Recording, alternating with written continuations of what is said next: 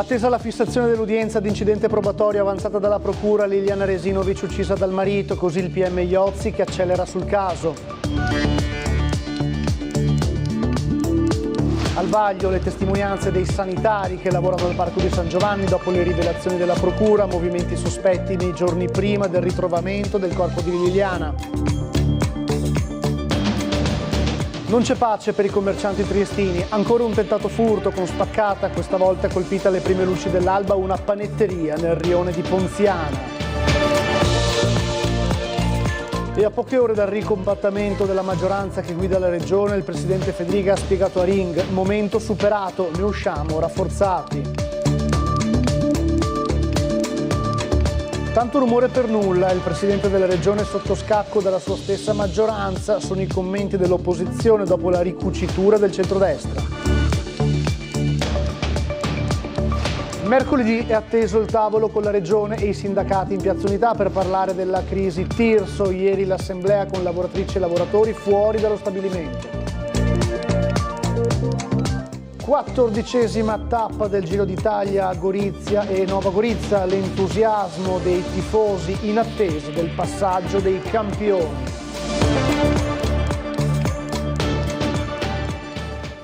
Buonasera e ben ritrovati a un nuovo appuntamento con il notiziario di Tele4. Attesa per la fissazione dell'udienza di incidente probatorio da parte del GIP, richiesta avanzata dal pubblico ministero Ilaria Iozzi in ordine all'assunzione della testimonianza di Claudio Sterpin. Torniamo quindi a parlare del caso di Liliana Resinovic dopo quanto emerso dalle carte del procuratore secondo cui Sebastiano Visintin avrebbe ucciso la moglie la mattina della scomparsa nel bosco dell'ex OPP di San Giovanni. È questo il punto del boschetto dell'ex OPP dove Sebastiano Visintin avrebbe aggredito e ucciso la moglie Liliana Resinovic il 14 gennaio 2021, secondo quanto scritto dal pubblico ministero Ilaria Iozzi. Siamo in via Weiss, all'altezza del Civico 21.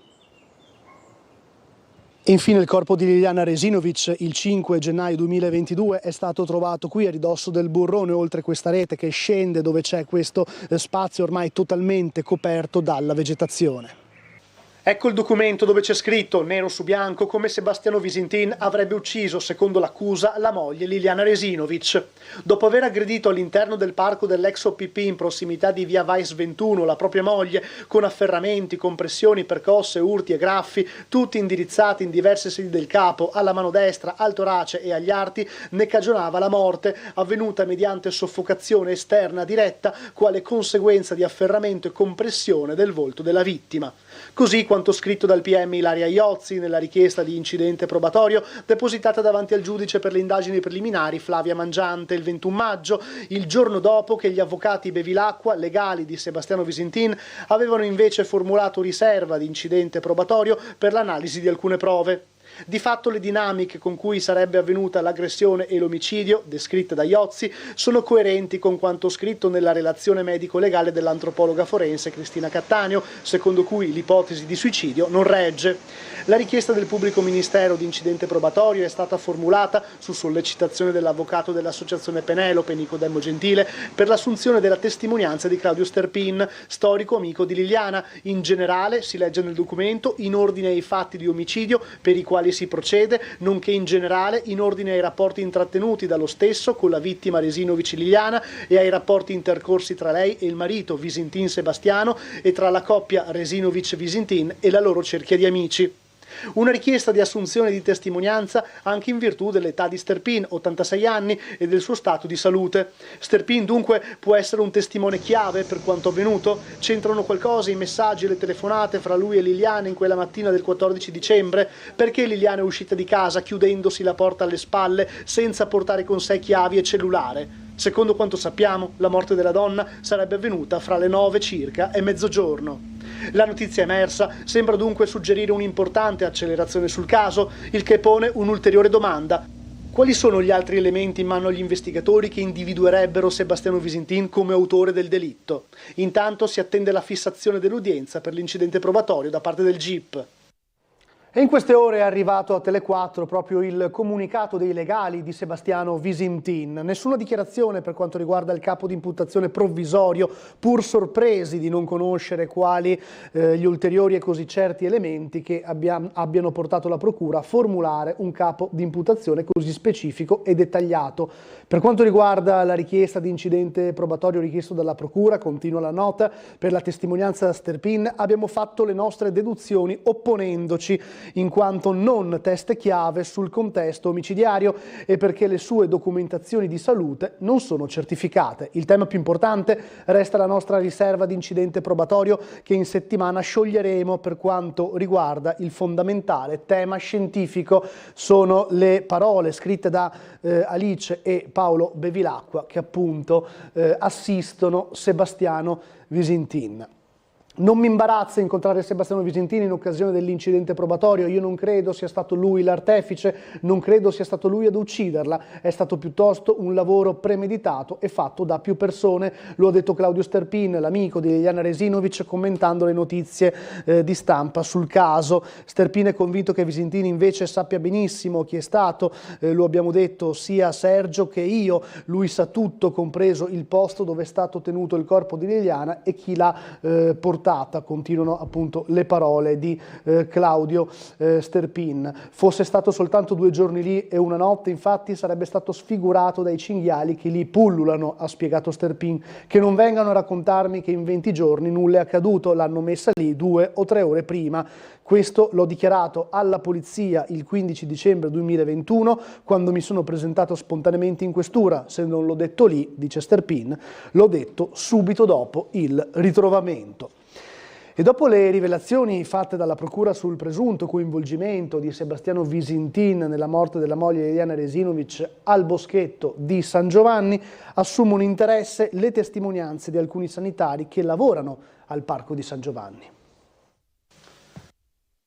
È possibile che vengano rivalutate le testimonianze di alcuni sanitari che lavorano nel Parco di San Giovanni a Trieste, dove è stato ritrovato il corpo di Liliana Resinovic, testimonianze che durante la prima fase delle indagini non erano state valutate come probanti. I sanitari avevano raccontato di aver visto un uomo aggirarsi nella zona pochi giorni prima del ritrovamento del corpo in quell'angolo del bosco di San Giovanni. In particolare una testimonianza parlava di un signore con la barba bianca, in abiti scuri e con una torcia accesa, che camminava all'alba del 5 gennaio nel luogo dove poi è stata ritrovata Liliana. Alla luce di quanto emerso nelle ultime ore, con la pubblicazione del documento della Procura che parla del presunto coinvolgimento di Sebastiano Visintin nella morte della moglie, le parole di quei sanitari potrebbero essere ritenute importanti. Intanto arriva anche il comunicato dell'avvocato dell'associazione Penelope, Nicodemo Gentile, proprio colui che ha chiesto al pubblico ministero di procedere con la richiesta di incidente probatorio. Queste ipotesi e i nuovi dettagli emersi, così illegale, sono assolutamente neutri, non ci esaltano e non ci scoraggiano. Si tratta solo di un capo di imputazione che in un'indagine per omicidio partita da poco è un elemento provvisorio che può cambiare in base agli sviluppi delle indagini e che va contemperato, conclude il comunicato, con una presunzione di non colpevolezza da riconoscere a un semplice indagato. Lo avete sentito dai titoli, non c'è davvero pace per gli esercenti commerciali di Trieste, ancora un tentativo di furto con spaccata in un negozio a Ponziana. In questo caso a salvare il fondo cassa è stato il vetro antisfondamento, ma c'è la preoccupazione per appunto la frequenza degli episodi nelle ultime settimane.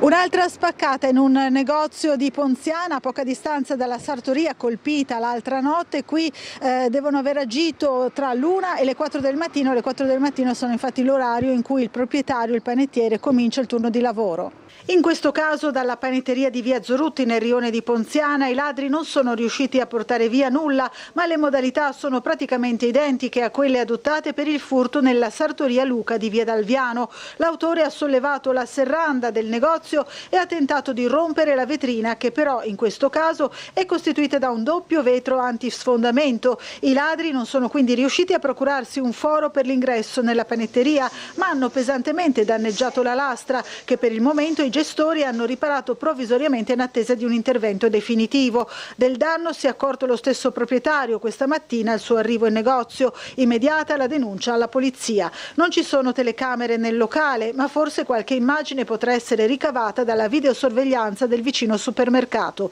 Dalla sartoria di Via Dalviano, invece, i ladri erano riusciti a portare via il fondo cassa di circa 2.000 euro. Una tipologia di furto sempre più frequente in città nelle ultime settimane, come accaduto in alcuni locali di Ponte Rosso e via Cassa di Risparmio. Sarebbero oltre una ventina i colpi messi a segno o tentati in meno di 2 mesi. È morto il grande fotografo Sebastião Salgado, aveva 81 anni, conosciuto per i suoi scatti in bianco e nero contrastato. Salgado l'anno scorso è stato protagonista qui a Trieste di una grande mostra dedicata all'Amazzonia e agli abitanti di quel polmone verde del pianeta, una mostra allestita all'interno del Salone degli Incanti e ha richiamato nelle navate migliaia e migliaia di visitatori. I ritratti dei capi tribù amazzonici con i quali l'autore ha vissuto a lungo e ha parlato nel corso di 7 anni, tanti ne sono stati necessari per completare questo reportage, hanno riportato i visitatori agli albori dell'umanità, a un periodo lontano almeno 10.000 anni in cui l'uomo viveva come essi vivono oggi, faticosamente. La politica, a poche ore dal ricompattamento della maggioranza che guida la regione, il presidente Fedriga ha spiegato a Ring come la situazione sia andata risolvendosi. Ne usciamo rafforzati, ha ribadito più volte. Non la indebolisce questa crisi superata nell'arco di qualche giorno, senz'altro, abbiamo visti tutti insieme, con la richiesta che lei sia arbitro, abbiamo detto anche io penso questo. Che rafforzi, più che, io penso che rafforzi la maggioranza. L'opposizione dice che la indebolisce, no? Ovviamente. L'opposizione dice anche, l'opposizione è anche quella che raccontavo prima, che prima diceva che aveva il terzo mandato ed era una vergogna, e poi dicevano non hai tenuto il terzo mandato, è una vergogna, è la stessa, insomma, però io penso che anzi una squadra confermata rafforzi l'azione di governo, lo indebolisca. L'assessore Riccardi si è preso e continuerà a prendersi una responsabilità enorme nella gestione sanità, che è complessa, sulla quale vedo che l'opposizione fa molta demagogia e sulla quale non c'è dubbio che è un lavoro importante da fare insieme, ma portando avanti scelte coraggiose, come ho sempre detto, perché ne va del bene dei nostri cittadini.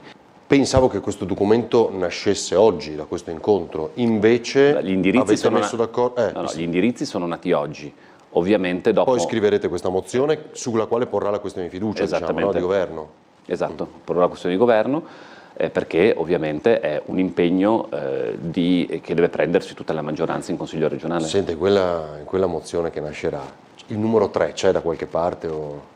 No, ma no. Io sempre, allora, cioè una cosa che può essere divisiva, dico questo. No, ma non è che deve essere divisiva. Io ho sempre detto qua, l'opposizione... Il terzo mandato non c'è dentro quella...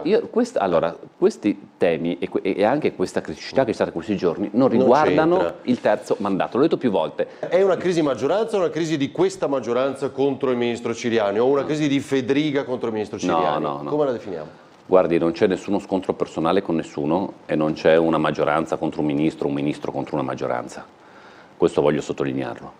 Noi dobbiamo, ribadisco, e abbiamo voluto ritrovare la compattezza anche nella discussione interna e anche ovviamente nella discussione esterna, che deve trovare in entrambi i casi la compattezza.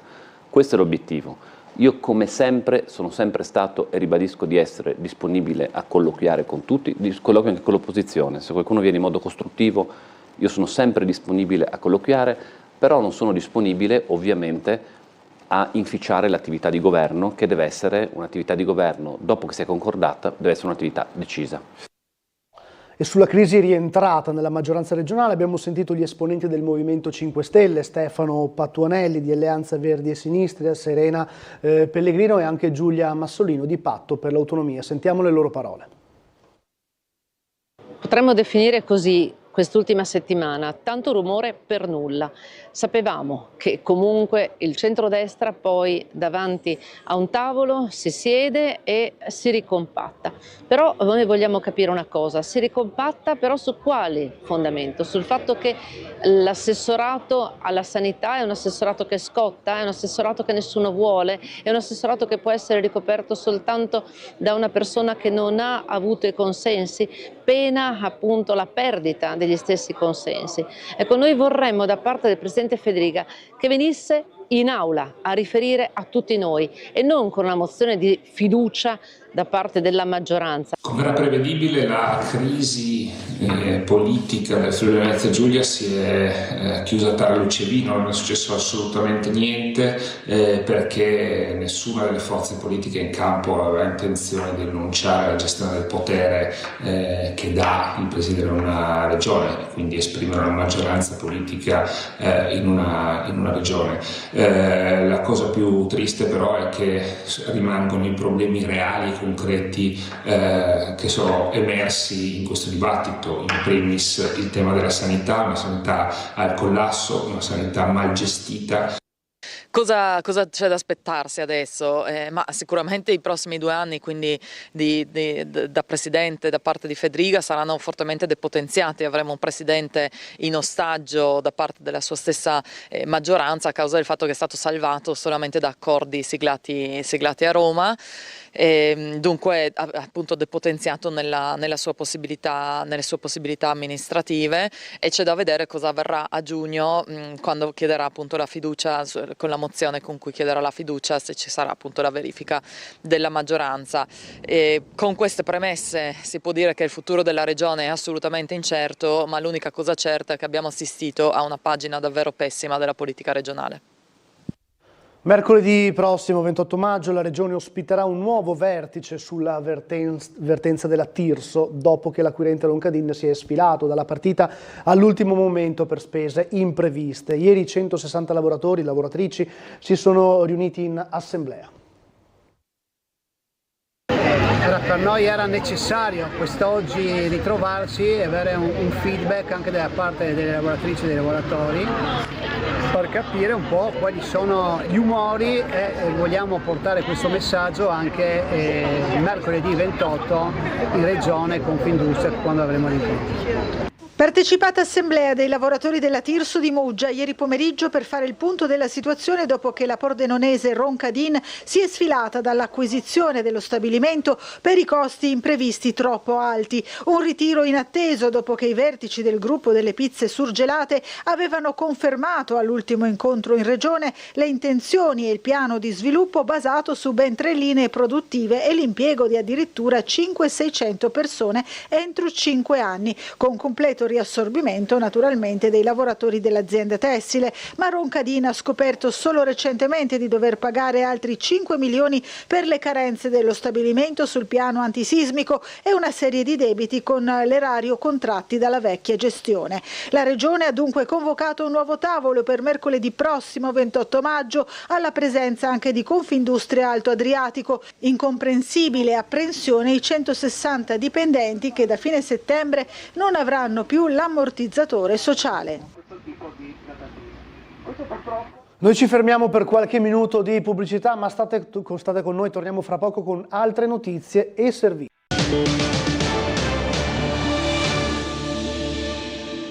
E ritorniamo in studio parlando di spesa. Conviene acquistare prodotti realizzati in regione perché buona parte della spesa resta sul territorio. È un assioma di fatto semplice che il segretario generale di Confartigianato Trieste ha sottolineato.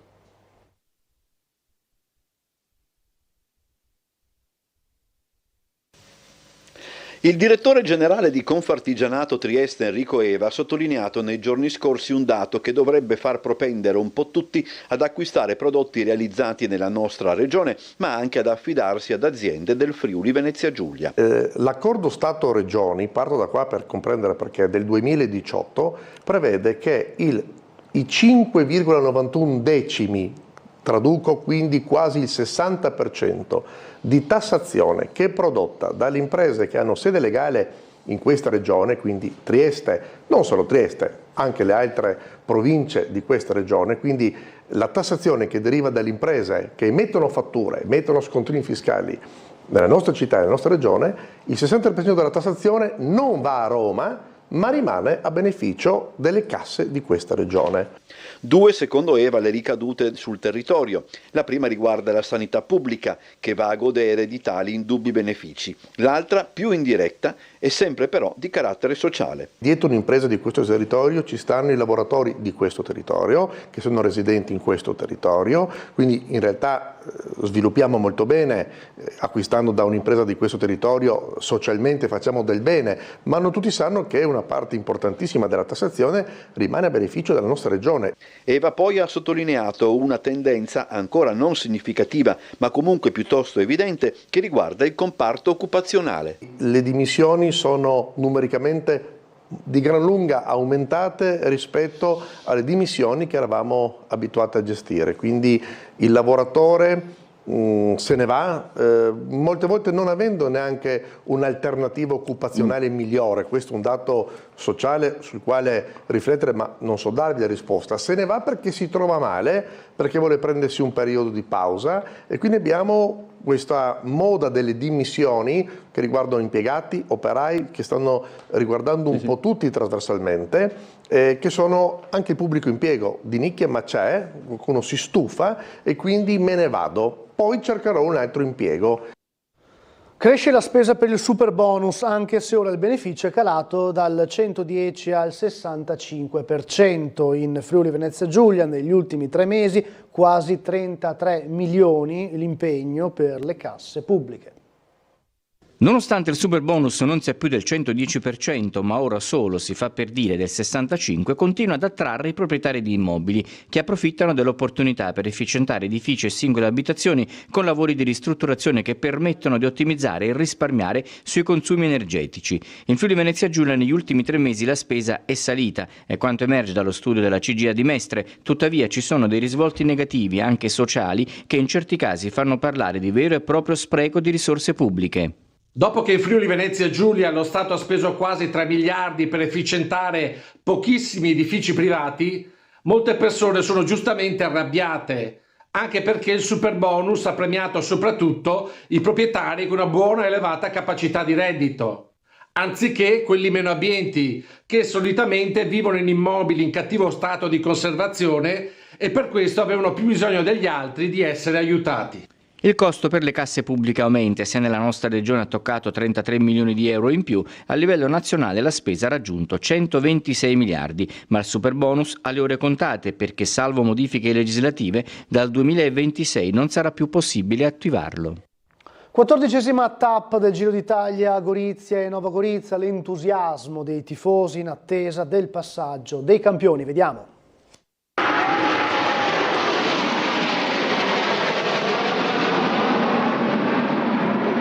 Il danese Kasper Asgreen ha vinto la 14ª tappa del Giro d'Italia che si è conclusa tra Gorizia e Nova Gorizia. La maglia rosa del Toro allunga nella classifica generale. Questo per quanto riguarda l'aspetto sportivo della giornata. Una tappa fra l'altro caratterizzata anche da una caduta. La tappa era partita da Treviso. Però quest'anno, mai come quest'anno verrebbe da dire, il passaggio della carovana rosa a Gorizia e a Nova Gorizia logicamente ha avuto un significato molto particolare, soprattutto quando la tappa è passata veramente attraverso quello che un tempo era il confine, e questo sentimento è quello che prevale fra tutti quelli che hanno assistito al passaggio dei girini.